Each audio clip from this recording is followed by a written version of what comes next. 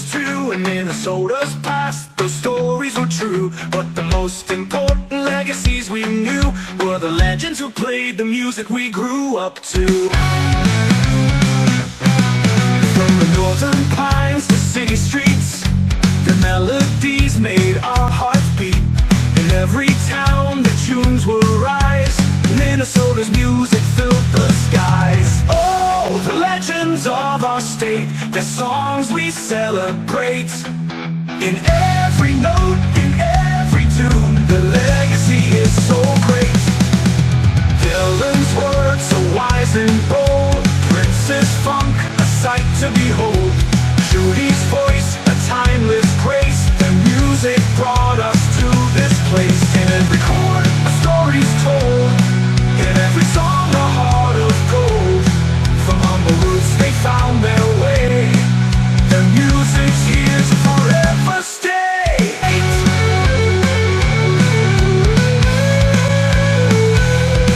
Of the legends of our state.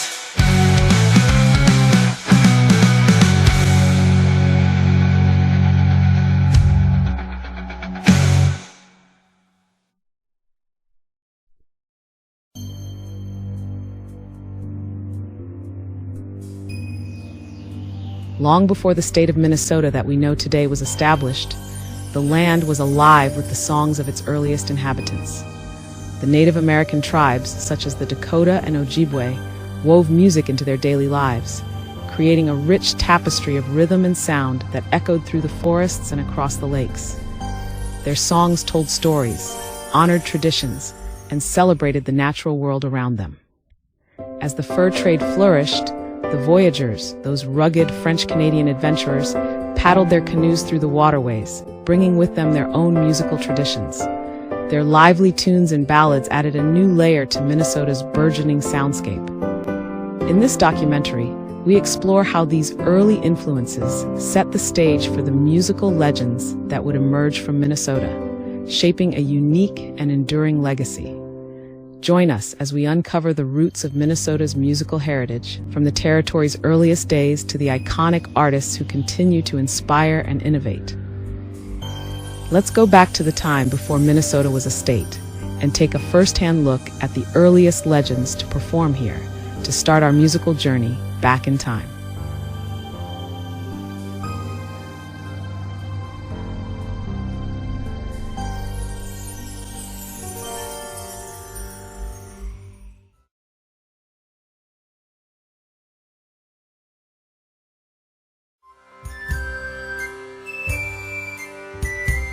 Before Minnesota achieved statehood, the territory was alive with burgeoning entertainment scenes and cultural moments that would shape its future.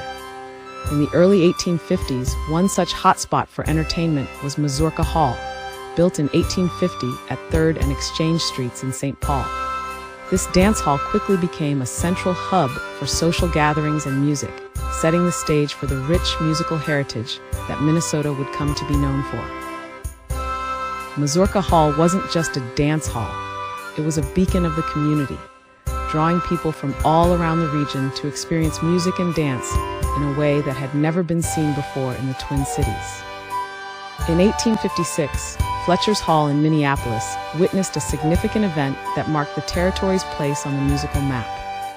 On a hot July day, a 13-year-old Adelina Patti, who would later become the world's most acclaimed soprano, performed alongside the legendary violinist Ole Bull. The Minneapolis Journal described their visit vividly. The company came by stage from St. Paul on a hot July day. They had been journeying west for several weeks, and as one of them expressed it, had at last reached a jumping-off place. Miss Patti's father accompanied the party. Bull's careful scrutiny of the hall led to propping up the floor with supports from Archie McGee's store, ensuring the audience wouldn't fall through. The stage was located on the Helen Street side of the hall, and performers had to walk a plank from their dressing room over the heads of part of the audience to reach it. In the summer of 1857, St. Paul became the birthplace of a song that would resonate far beyond the Minnesota territory. Dixie, a song written by Daniel Decatur Emmett, has its roots in this very place. According to historian Mark Fitzpatrick, Dan Emmett penned Dixie on the porch of his brother Lafayette Emmett's house. Lafayette was Minnesota's first Chief Justice, and his house, located at 279 West 7th Street, played a crucial role in the creation of this iconic tune. Dan took his crude manuscript to Munger Ben's Music Hall on Kellogg Boulevard, where he played it on his violin to enthusiastic applause. Twin Cities newspaper archives reveal frequent and insistent testimonies of old-timers who recall that Dixie was first sung to Russ Munger, who then asked Emmett to present it in a show at the old Ingersoll Hall. While some experts claim the song was written later when Emmett returned to New York City, Emmett himself shared conflicting stories about the song's origin. In one account, he mentioned resurrecting an old manuscript to meet a last-minute request for a new walk-around number. On Saturday night, Dan Bryant requested me to write a walk-around for the following week. The time allotted me was unreasonably short, but notwithstanding, I went to my hotel and tried to think out something suitable. But my thinking apparatus was dormant. Then, rather than disappoint Bryant, I searched through my trunk and resurrected the manuscript of I Wish I Was in Dixie's Land, which I had written years before. I changed the tempo and rewrote some of the verses, and in all likelihood, if Dan Bryant had not made that hurry-up request, Dixie never would have been brought out. The song was eventually performed in New Orleans in a show called Pocahontas, where it immediately captivated the audience. Dixie would go on to become a symbol of Southern identity, but its roots lie here in the heart of Minnesota.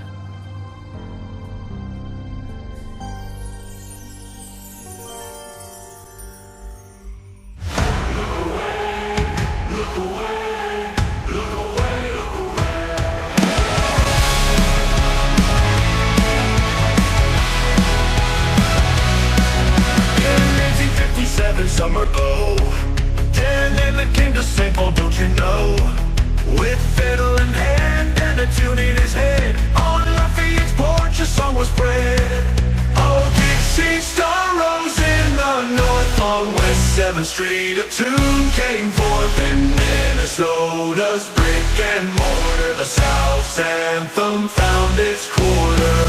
Wish I was in the land of cotton.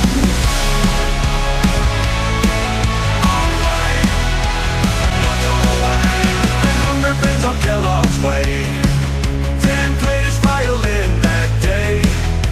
The crowd applauded, their hearts aglow, for a song that's South and no one knows. Oh, Dixie star rose in the north on West 7th Street. A tune came forth in Minnesota's brick and mortar. The South's anthem found its quarter. Old times, they're not forgotten.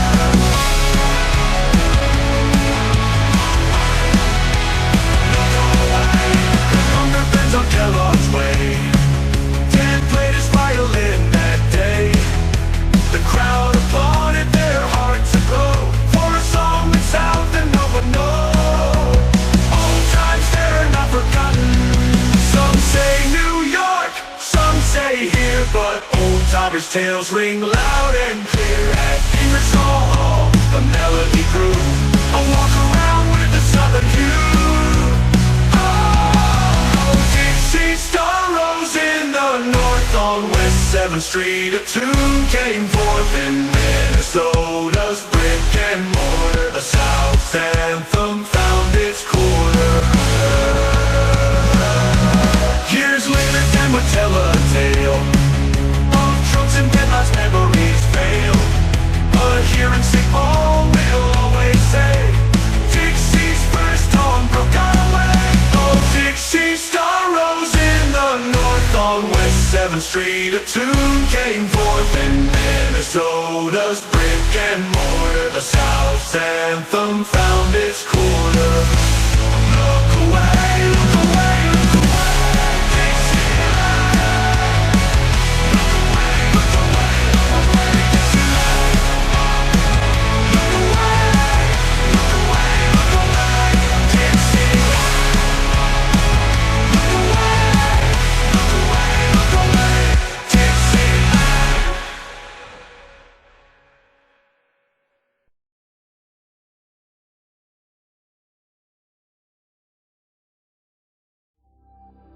Another legendary event happened in Minnesota in 1926, this time involving the March King himself, John Philip Sousa.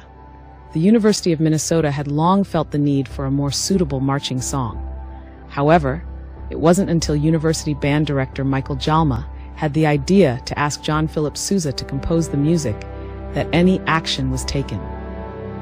Jalma shared this idea with football coach Clarence Spears, who informally made the request to Sousa. In October 1926, during Sousa's engagement at the Old Lyceum Theater in Minneapolis, a committee of university officials met with him. The committee met with Sousa in his suite at the Radisson Hotel, where he agreed to the request, though he mentioned he needed to wait for inspiration before setting a delivery date. Sousa expressed his admiration for the beautiful Indian legends and names like Minnehaha, Chippewa, and Minnesota, hoping to reflect this heritage in his composition. On Saturday, September 3, 1927, Sousa and his band premiered the march at the Minnesota State Fair before an enthusiastic crowd of 12,000 at the grandstand. Sousa described it as the best piece I have ever written. However, a disagreement arose when University President Lotus D. Kaufman was asked to accept Sousa's manuscript on behalf of the university. Kaufman refused, believing the march should be presented at a university function, not at the state fair.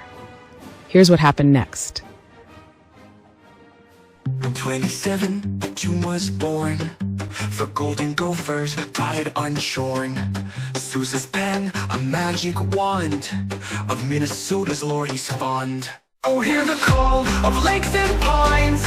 In Sousa's march, the spirit shines. From Chippewa to Minnehaha, the band plays on with great hurrah. Sousa's Minnesota march. Yeah, Sousa's Minnesota march. Bound to be great and seal the Gophers' fate. Yeah, Sousa's Minnesota march. Coach Spears whispered, write us a song. Sousa nodded, it won't take long. In Radisson's suite, a pact was sealed. A march for scholars soon revealed. Oh, hear the call of lakes and pines. In Sousa's march, the spirit shines. From Chippewa to Minnehaha, the band plays on with great hurrah. Sousa's Minnesota march. Yeah, Sousa's Minnesota march. Bound to be great and seal the Gophers' fate. Yeah, Sousa's Minnesota march. But oh, at the state fair, and be a small affair, it caused the president snub a moment rare. Not here, he said with furrowed brow. On campus grounds, we'll take it now. So at the armory, students cheered. The march at last appeared. Sousa smiled, my best he claimed. In Minnesota, forever famed.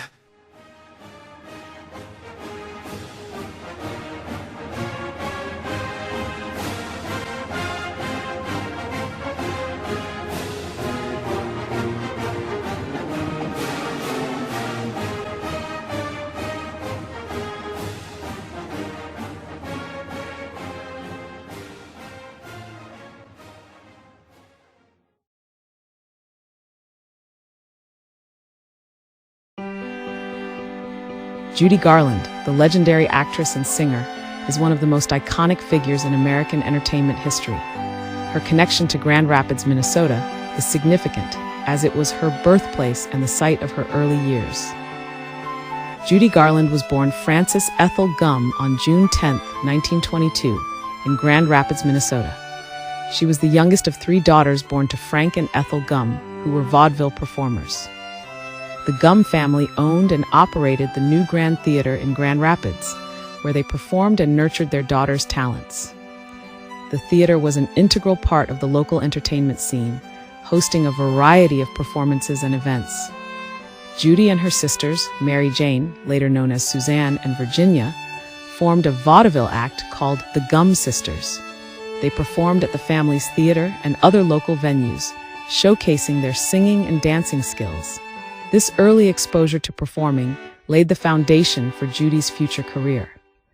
In 1926, when Judy was just 4 years old, the Gumm family moved to California, seeking greater opportunities in the entertainment industry. This move was prompted by Frank Gumb's desire to expand his career and offer his daughters more chances to perform. Grand Rapids proudly honors Judy Garland's legacy with the Judy Garland Museum, which is located on the site of her birthplace. The museum houses an extensive collection of memorabilia from her career, including costumes, photographs, and personal items. It is one of the largest collections of Judy Garland artifacts in the world. Next to the museum is Judy Garland's childhood home, which has been restored to reflect the era in which she lived there. Visitors can tour the home and gain insight into her early life and family environment. Grand Rapids hosts an annual Judy Garland Festival to celebrate her life and career. The festival attracts fans and scholars from around the world, featuring events such as film screenings, lectures, and performances. Judy Garland's legacy continues to be a source of pride for Grand Rapids, highlighting the town's historical significance in the entertainment world. Her journey from a small town in Minnesota to international stardom serves as an inspiring story for aspiring performers. Judy Garland's time in Grand Rapids was brief but formative, setting the stage for a remarkable career that would captivate audiences worldwide. Her connection to the town is preserved through dedicated efforts to honor her memory and contributions to the arts.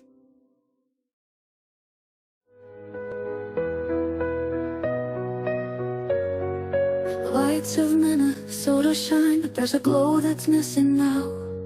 A little girl with dreams so fine, from Grand Rapids she'd wow the crowd. She sang her way to silver screens, her voice a beacon in the night. But fame is harsh, it's never kind. The brightest stars can fade from sight. Oh, the star we lost too soon. Her laughter and her sorrow echo through the years. A songbird's heart, it had some part, left us in a world of tears. The star we lost too soon. From vaudeville to Hollywood, she danced and sang with all her might. But shadows lingered in her eyes, a fragile soul in spotlight's light. Oh, Judy, why'd you have to go? The rainbow led us to a dream, but behind the curtain pain would grow. A silent cry, a silent scream. Oh, the star we lost too soon. Her laughter and her sorrow echo through the years. A songbird heart, it had to part, left us in a world of tears. The star we lost too soon. The yellow brick road led far and wide, but couldn't heal the wounds inside. Her legacy, a tale of grace, a smile that time could not erase. Oh, the star we lost too soon. Her laughter and her sorrow echo through the years. A songbird heart, it had to part, left us in a world of tears. The star we lost too soon. In every note, a spirit lives, in every song, her soul remains. Oh Judy, the star we lost too soon. The song lives on, the song lives on. Oh, the star we lost too soon. Her laughter and her sorrow echo through the years. A songbird's heart, it had to part, left us in a world of tears. The star we lost too soon.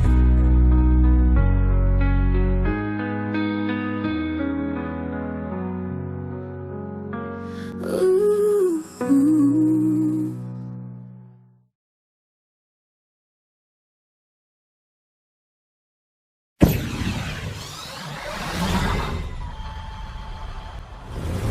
We had heroes, ghosts, gangsters too. In Minnesota's past, those stories were true.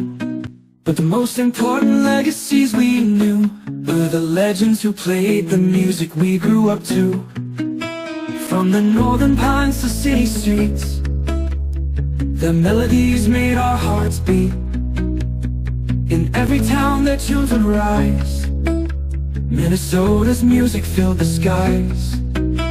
Oh, the legends of our state, the songs we celebrate. In every note, in every tune, the legacy is so great. Dylan's words so wise and bold, Prince's funk a sight to behold, Judy's voice a timeless grace. Their music brought us to this place. In every chord, a story's told.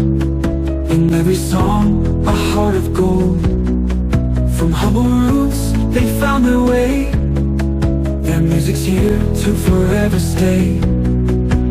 Oh, the legends of our state, the songs we celebrate. In every note, in every tune, the legacy will not abate. Dylan's word, the story's told. In every song, a heart of gold. From humble roots, they found their way. Their music's here to forever stay. Oh, the legends of our state, the songs we celebrate. In every note, in every tune, the legacy will not abate. They sang of love, they sang of pain. Their voices echoed in the rain. From the lakes to the fields so green, their music lives in every scene. We had heroes, ghosts, gangsters too, but it's the music that sees us through. Minnesota's legends pure and true. The songs are the heartbeat we all grew up to.